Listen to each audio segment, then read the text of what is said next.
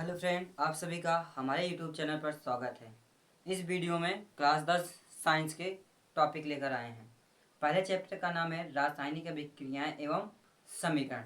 उसी के अंतर्गत है हमारा क्या है, दैनिक जीवन में ऑक्सीकरण अभिक्रियाओं का प्रभाव। दैनिक जीवन में ऑक्सीकरण अभिक्रियाओं का प्रभाव कैसा होता है, कैसा देखने को मिलता है, इसी चीज के बारे में हम अध्ययन करेंगे। तो उसी के अंतर्गत हमारा दो टॉपिक आते हैं जो दैनिक जीवन में ऑक्सीकरणों का प्रभाव देखा जाता है। किसमें किसमें? संचरण और क्या है दूसरा, विकृत गंधिता। संचरण का मतलब क्या होता है? आयरन से।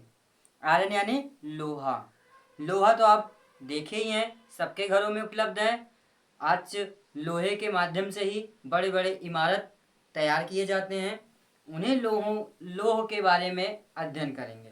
उस लोह के बारे में दैनिक जीवन में क्या प्रभाव होता है, किसके कारण? ऑक्सीकरण के कारण। ऑक्सीकरण के कारण लोह में, आयरन में क्या प्रभाव देखने को मिलता है।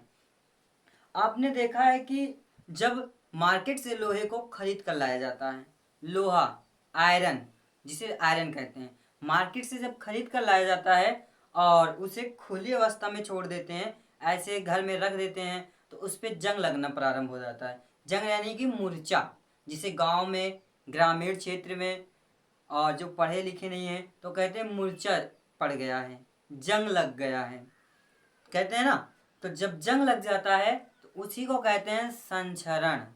उसी को कहते हैं क्या? संक्षरण कहते हैं। संक्षरण यानी कि लोह, लोहा,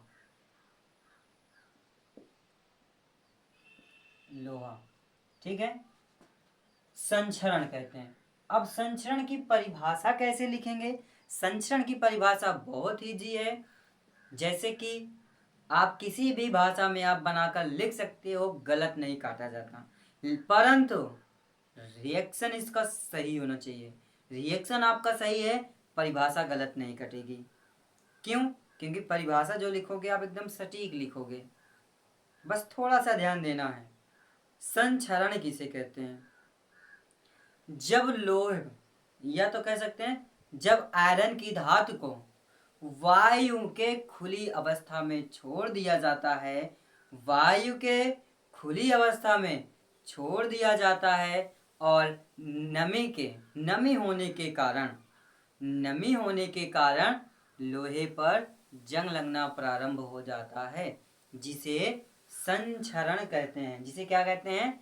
संचरण कहते हैं। ठीक, संचरण कहते हैं। संचरण यानी जंग लगना। यहाँ पे लोह लिख दिया, तो अब संचरण का मतलब क्या है? जंग से, जंग